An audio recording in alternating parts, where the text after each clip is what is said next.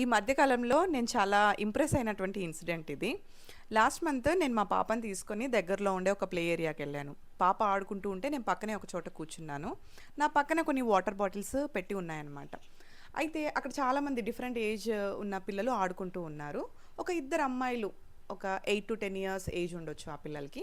వాళ్ళిద్దరూ మాట్లాడుకుంటూ వచ్చి అక్కడ వాటర్ తాగి తిరిగి వెళ్ళిపోతూ ఉంటుంటే వాళ్ళ దగ్గరికి ఇంకో పెద్దమ్మాయి వచ్చింది. ఆ అమ్మాయి ఏజ్ సమ్‌వేర్ 12 ఆర్ 13 ఇయర్స్ అలా ఉండొచ్చు.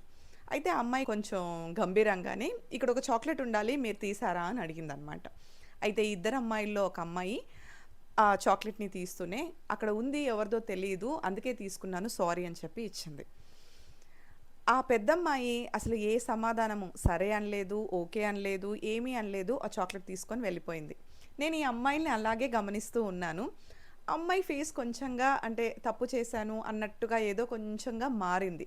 అయితే అప్పుడే ఆ అమ్మాయి నన్ను గమనించిందనమాట. నేను తనని చూడడం తను చూసింది. అలా చూస్తున్నప్పుడు నేను నవ్వుకుంటూ "నువ్వు సారీ చెప్పావు నాకు నచ్చింది" అన్నాను. ఆ అమ్మాయి మొహం ఒక్కసారిగా సంతోషంతో వెలిగిపోయి థ్యాంక్ యూ అని చెప్పి మళ్ళీ తిరిగి తన ప్లేస్‌కి వెళ్ళేసి ఆడుకుంటుంది. నేనిది ఎందుకు చెప్తున్నాను అంటే, ఆ మూమెంట్‌కి నేను నిజంగా ఆ పాపని పెంచినటువంటి పెంపకాన్ని బట్టి చాలా సంతోషించాను.